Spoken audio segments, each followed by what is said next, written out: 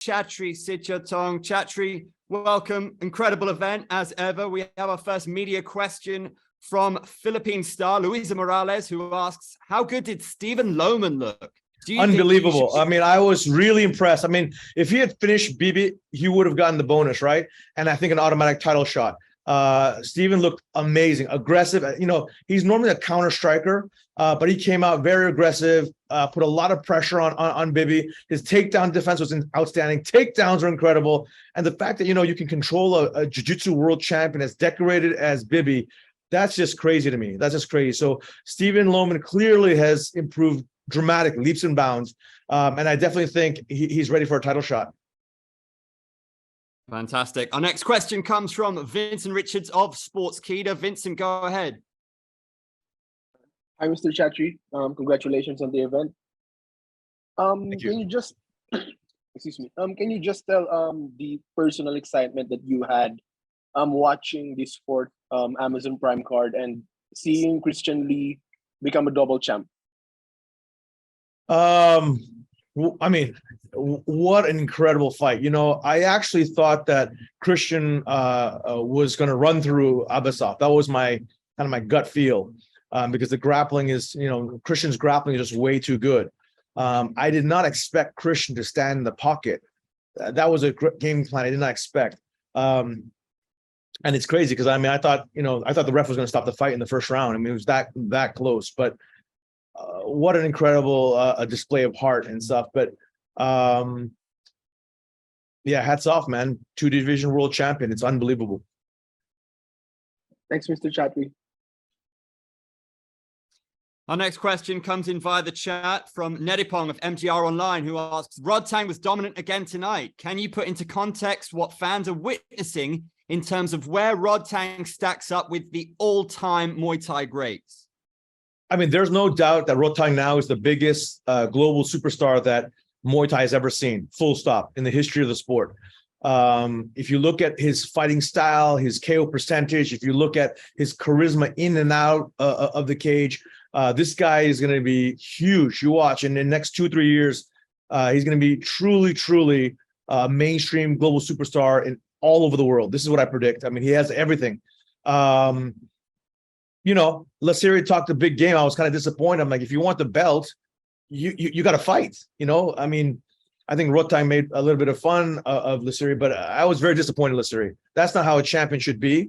That's not someone, you know, we gave a massive opportunity, obviously, to Lasiri to move up and win a second title. And all he did was run. And he wasn't trying to win. He was just trying to survive.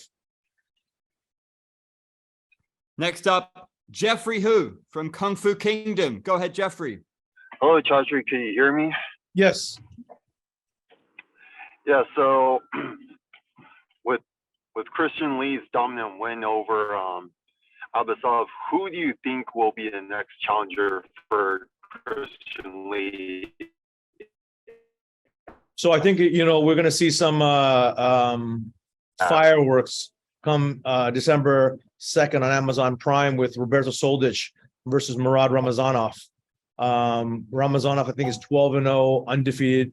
He's currently the #1 wrestler in the middleweight division in all of Russia, right? I mean, if you ask all the major wrestling gyms and teams and whatnot, and you know, Murad is by far the best, obviously the best in Dagestan. So Roberto Soldic has a lot on his hands, a lot on his plate. You know, is Roberto as good as he's been touted? You know, obviously a 2-division KSW champion, you know, arguably the best pound for pound fighter out of Europe, full stop today. So it'd be very, very fascinating. And I think the winner of that, depending on how the fight shakes out, could be fighting for the title against Christian. All right, thank you. Our next question comes in via the chat from spin.ph, who asks, how excited are you to close out a spectacular year for one in Manila? Oh, I'm very excited for Manila, man. We haven't been back almost 3 years because of the pandemic. You know, in Asia, all the countries were shut down, even until recently, right? I mean, Japan just opened up a couple weeks ago. The borders are still closed, or rather in China just opened last week. So I think now Asia's fully, the next 3 to 6 months going to fully open. So I'm really fired up to come back to Manila. Obviously, it's literally one of the greatest countries for fight fans, full stop, in terms of combat sport lovers. And obviously, one has a huge base there, being the number 1 or number 2 sports property every week in the Philippines in terms of TV viewership. Our next question comes from Jay Anderson of Cage Side Press. Thanks very much. And Chatri, congratulations on a great event tonight. Stellar main event with Christian Lee and Abasov. But obviously, Abasov had lost the title on the scale. And that's the second time in 2 Prime Video cards that's happened. Is that a sign maybe that there's a problem here? Or is it a sign that the hydration testing and the weight testing is working and guys maybe need to consider moving up? Yeah, no, I think it's an example of, athletes, if you want to fight the highest levels in the world and you want to fight in the healthiest system, our medical process, obviously, with our hydration, with our fight week CAT scans, with our neurological exams for athletes, is by far the highest standard of any organization in the world. And I'm very proud of that. So, there are some growing pains with our entire medical system. There clearly is. But I don't think we should. I think it's an amazing thing. Like, fighters need to know, they need to they can't game the system. If you look at what's happening in the States, people cutting 25 pounds of water weight and then regaining it back and more 24 hours later is terrible for the human body, terrible for your health long term, and let alone your brain health. Because hydration, the water doesn't necessarily hydrate your brain as it does with us organs in the same amount of time, and that's why you see a lot of strange knockouts. In the American organizations, maybe a jab and somebody's knocked out because their brain was dehydrated still.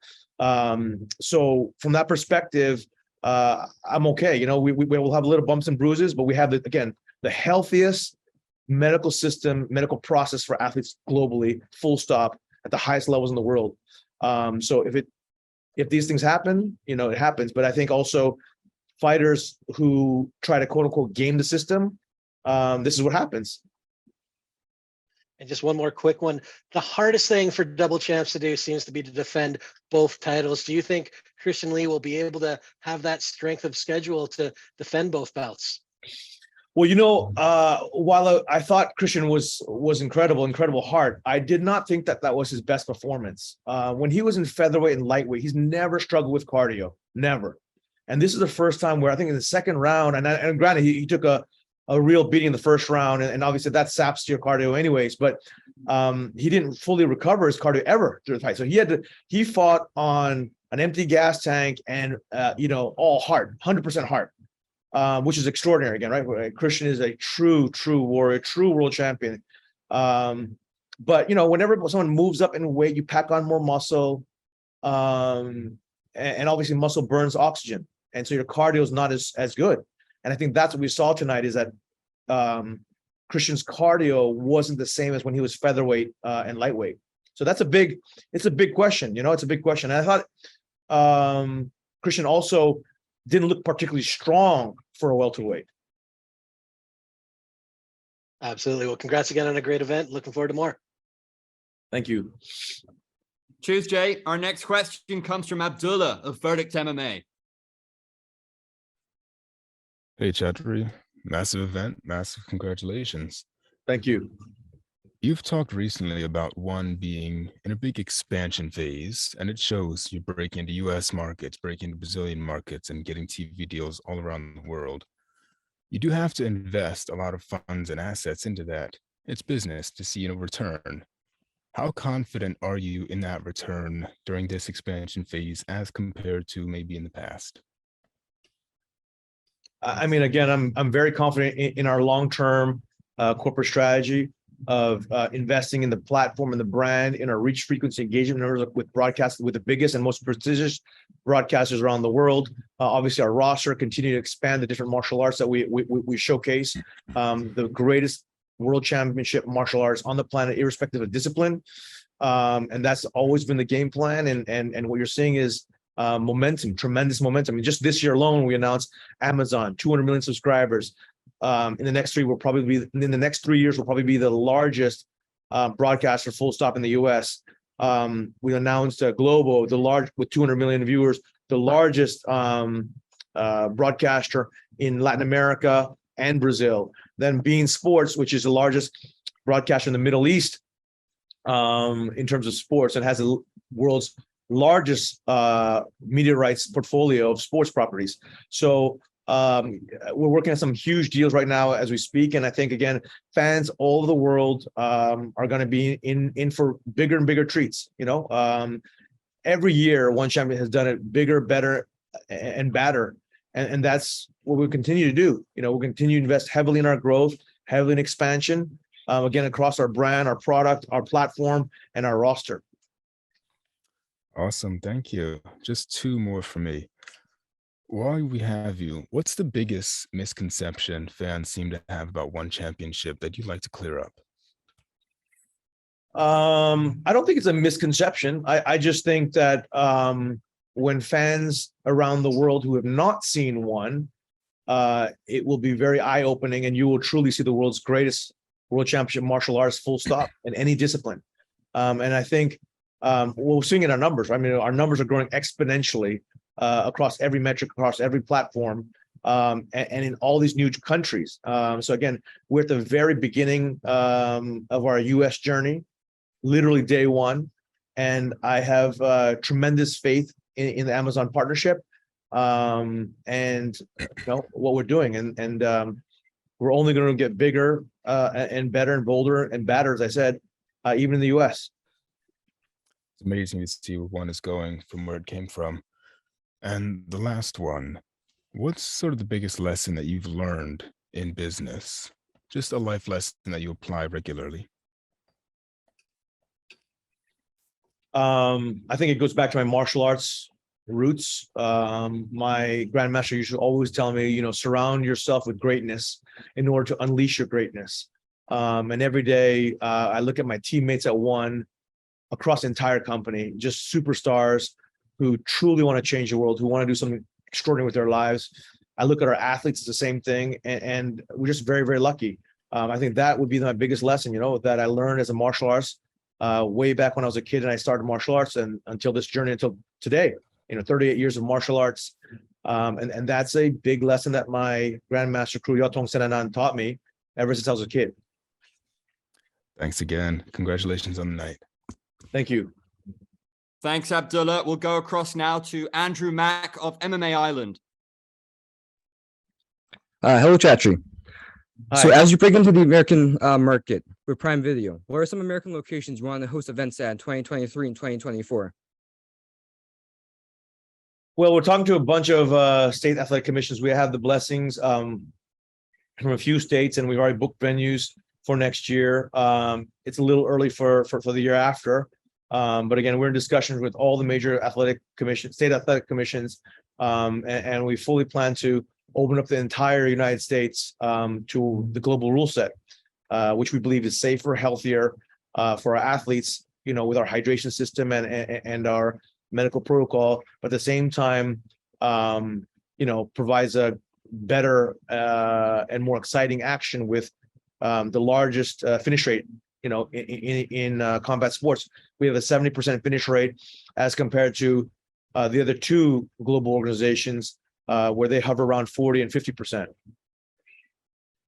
And just one more. So a couple of weeks ago, Arjun Bowler offered to be traded for Pyotr Yan. Is that a trade you'd ever consider? For who? Pyotr Yan? No interest. Okay, thank you. Thanks, everybody, for your questions. Chatri, thanks for joining us. Thank you, guys. Thank you.